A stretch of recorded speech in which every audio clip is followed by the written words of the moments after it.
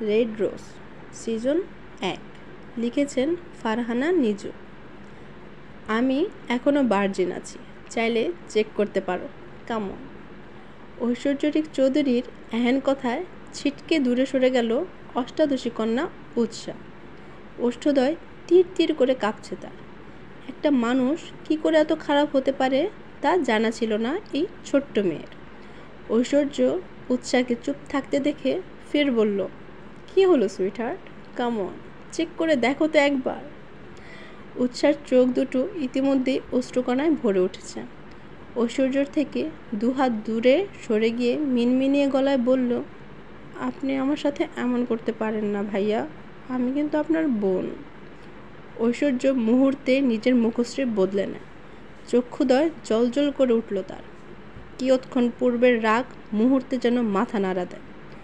শক্ত হাতে সপাটে থাপ্পড় বসালো উৎসার নরম গালে। উৎসা ফ্লোরে পড়ে যায়। ঐশ্বর্য ফের উৎসাকে টেনে দাঁড় করিয়ে দাঁতে দাঁত চেপে হিস হিসিয়ে বলল, লিসেন মিস উৎসা, না তোর বাপের সাথে আমার মায়ের কিছু ছিল, আর না আমার বাপের সাথে তোর মায়ের কিছু ছিল। সো ডোন্ট কল মি ভাইয়া। আমি তোর ভাই নই। Isn't it clear?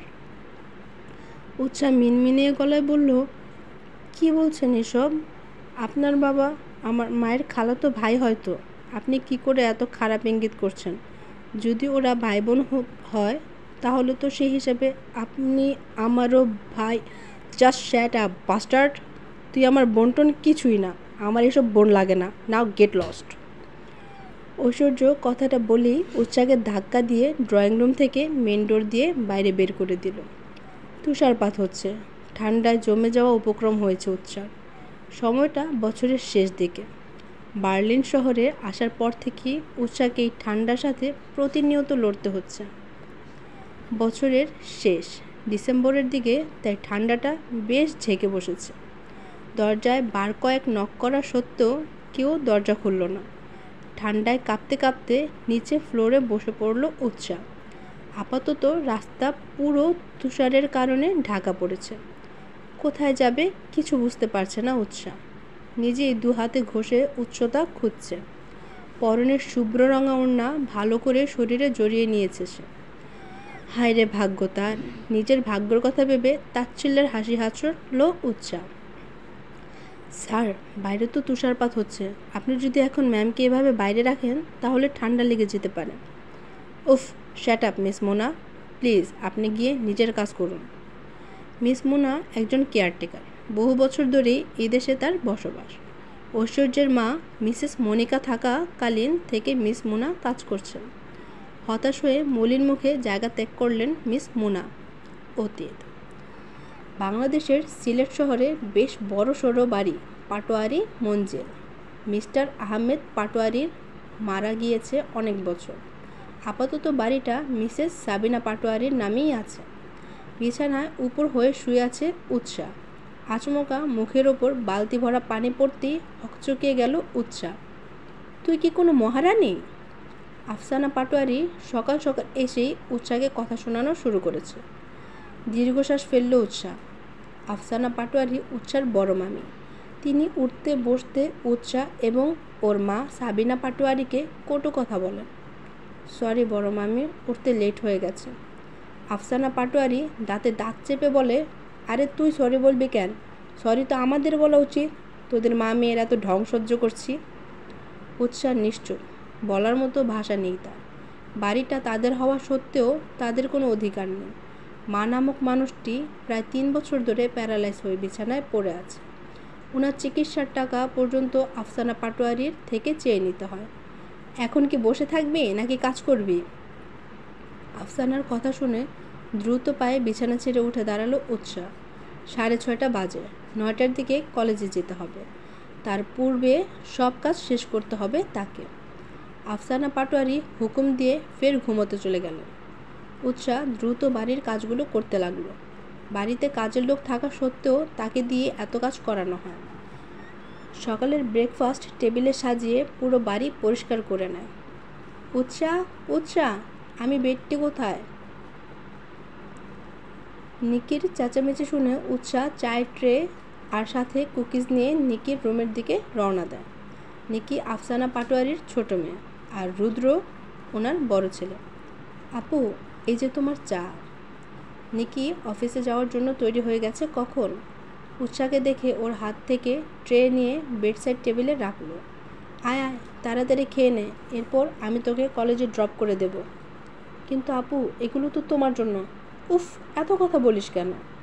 নিকি উৎসাকে টেনে বিছানায় বসিয়ে চা আর বিস্কুট হাতে ধরিয়ে দিল। তাড়াতাড়ি খেয়ে নে, দেখ একদম জ্ঞান দিবি না। দেখ, তোকে তাড়াতাড়ি পড়তে হবে, তারপর অফিসের দায়িত্ব নিতে হবে। উৎসাহ শুকনো শ্বাস ফেলল। আপু, আমি এসব অফিসের দায়িত্ব নিতে চাই না। আপাতত আমি পড়ালেখা শেষ করে জার্মানি যেতে চাই।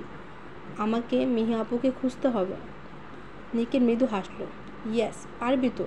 কিছুদিন আগেই না স্কলারশিপের জন্য এক্সাম দিলি, ওইটার কি খবর? ওটার রেজাল্ট কাল দেবে। আই হোপ যাতে স্কলারশিপটা যেন পেয়ে যায়। গ্রেট। জগিং শেষে ঘেমে একাকার হয়ে বাড়ির উদ্দেশ্যে রওনা দিয়েছে ঐশ্বর্যরিক চৌধুরী। পরনে তার নেভি ব্লু জগিং গ্রেটা, হাতে ওয়াটার বোতল। এক হাতে ড্রাইভিং করছে, অন্য হাতে মুখের ওপর ওয়াটার বোতল ধরে নিজেকে ভিজিয়ে নিচ্ছে ঐশ্বর্য। রিক, অ্যাক্সিডেন্ট হবে ব্রো। বেশ ব্যস্ত কণ্ঠে আওড়ালো কেয়া। ওর কথার সহমত প্রকাশ করে জিসান। তুই সর রিক, আমি ড্রাইভ করছি।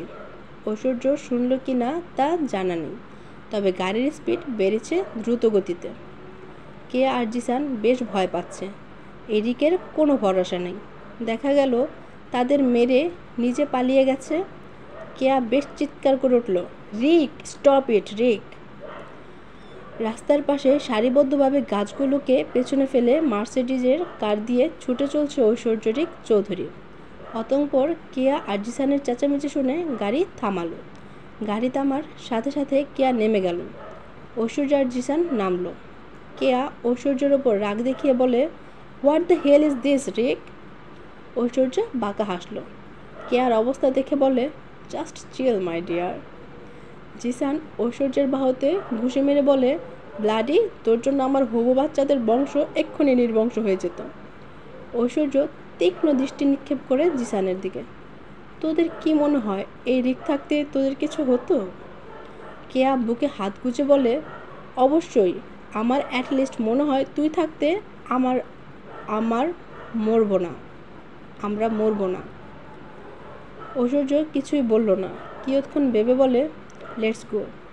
জিসান উদ্গ্রীব হয়ে শুধায়, কোথায় যাবি?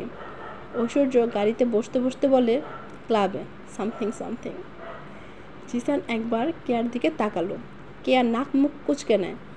জিসান ঐশ্বর্যের মুখের দিকে তাকিয়ে বলল, শেমলেস একটা। ঐশ্বর্য গায়ে মাখল না, ফের ড্রাইভ করতে লাগলো। জার্মানির বার্লিন শহরের বিশাল আলিশান বাড়িতে থাকে ঐশ্বর্যরিক চৌধুরী। কেয়া এবং জিসান ঐশ্বর্যের বেস্ট ফ্রেন্ড। ছোট থেকেই একসাথে আছে তিনজন। কেয়া চাইল্ড হোমে বড় হয়েছে, আর জিসান ঐশ্বর্যের সাথেই বড় হয়েছে। ঐশ্বর্য গ্রুপ অফ ইন্ডাস্ট্রির একমাত্র মালিক ঐশ্বর্যরিক চৌধুরী। আপাতত কোম্পানির শেয়ারে আছে তার আঙ্কেল মিস্টার রাজেশ চৌধুরী। ঐশ্বর্য শৌখিন একজন মানুষ। Travelling adventure, game, car racing সব কিছুই করতে পছন্দ করে। মাঝে মাঝে তাকে গিটার হাতে সিঙ্গিংও করতেও দেখা যায়। এক জায়গায় থেকে অভ্যস্ত নয় ঐশ্বর্য। আজ এই দেশে তো কাল ওই দেশে। আর ওর সঙ্গী হয় কেয়া এবং জিসান। ঐশ্বর্য একটা কথাটাকে ভীষণভাবে মানে, life is beautiful, so just enjoy করতে হবে। ফ্রেন্ডদের সাথে যেমন ঐশ্বর্য ফ্রি, ঠিক অন্যদের বেলায় ততটা গম্ভীর এবং অসভ্য। এই অসভ্য লোকটাকে সভ্য করতে আদৌ কি কেউ আসবে?